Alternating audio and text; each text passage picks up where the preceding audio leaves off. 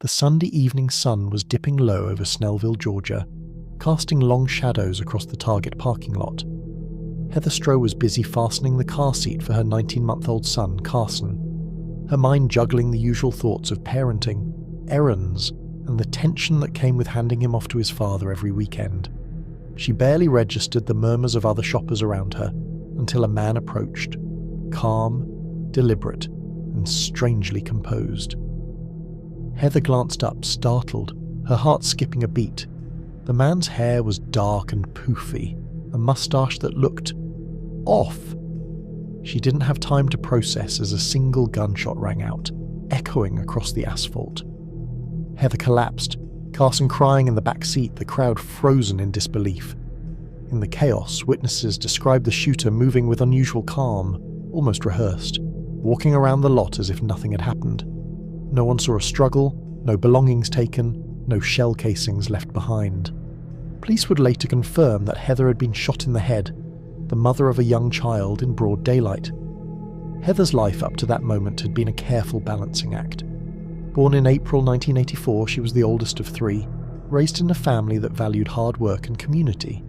She met her future husband, Stephen Strube, at a youth group in high school, their romance blossoming into marriage at a young age.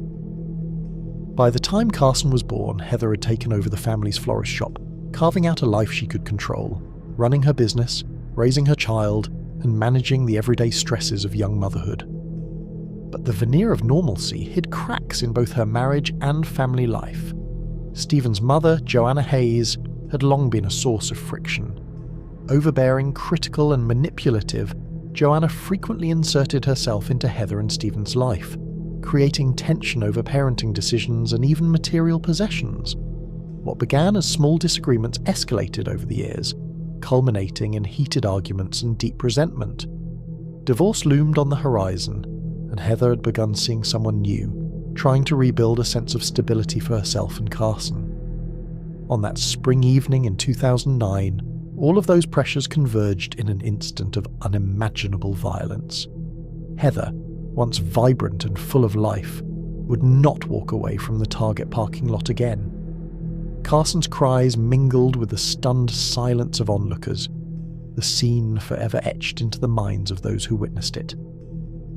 Within minutes, Snellville police swarmed the Target parking lot, cordoning off the area while frantic witnesses gave statements.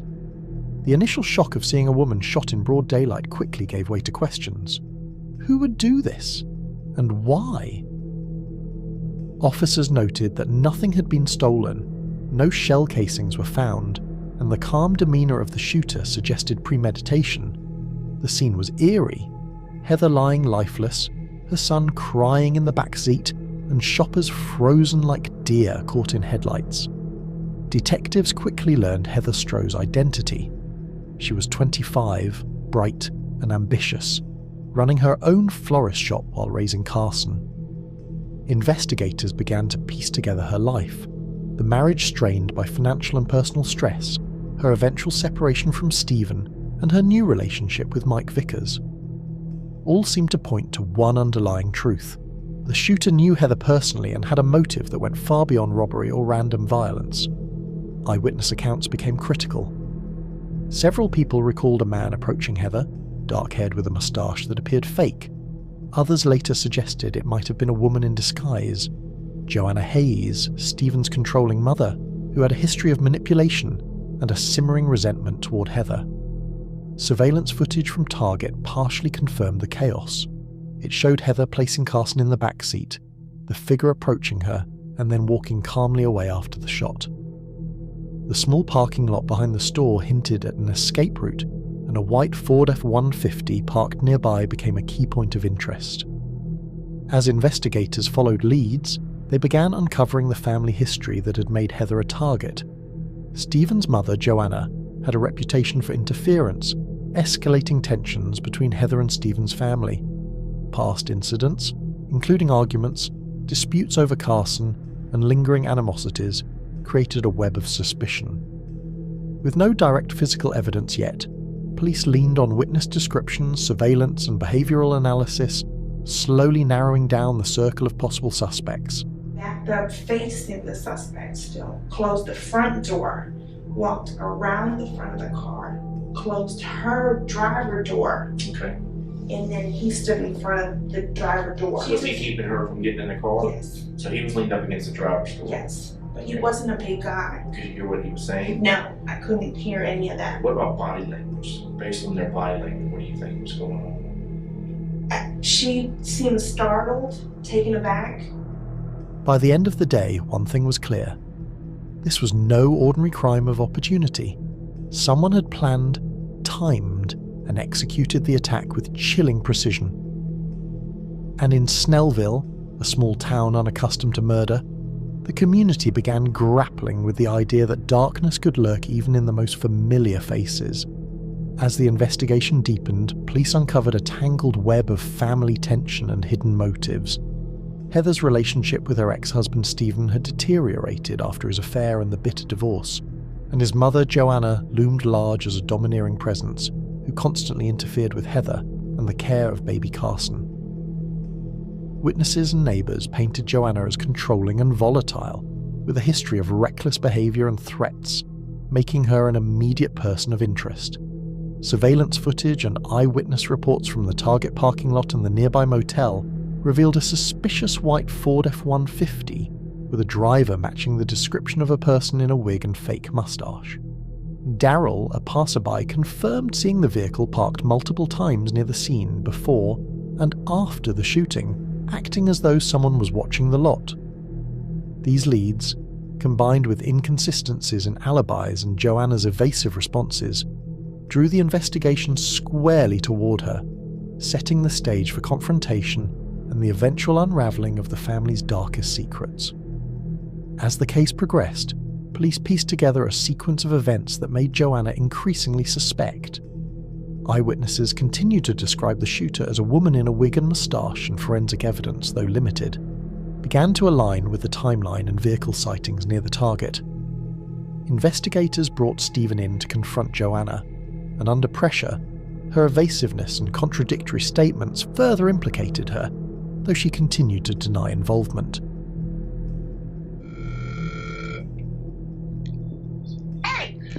Mom.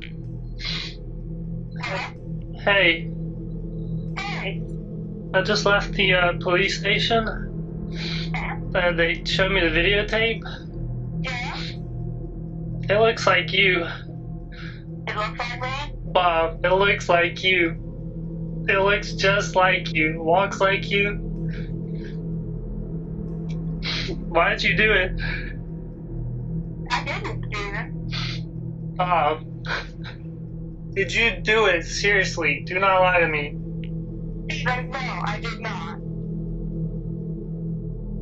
Other witnesses later identified her from lineups or media coverage and her past behaviour, threatening family members, openly discussing methods to commit murder, and her volatile temperament painted a chilling picture.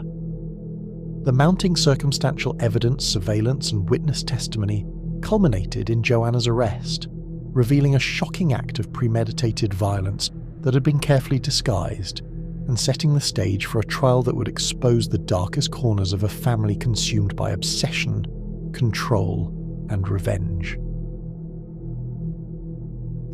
The prosecution used your son's own words against I know. you. And now he's got to live with that. Because they dangled his son as a carrot in front of him. They told him repeatedly, call your mom, do this, and we will go help you get your son. Are you good with Stephen, Yes. your son, now? Yes. I mean, am I still bothered by the fact my son had an affair? Yeah. But that doesn't, yes, I love him. Am I hurt by what he did? No, because if someone told me, place a phone call like this and I'll help you go get your kid. If I know I haven't done anything wrong, I know my mom hasn't done anything wrong, what's it gonna hurt if you're gonna go get my kid?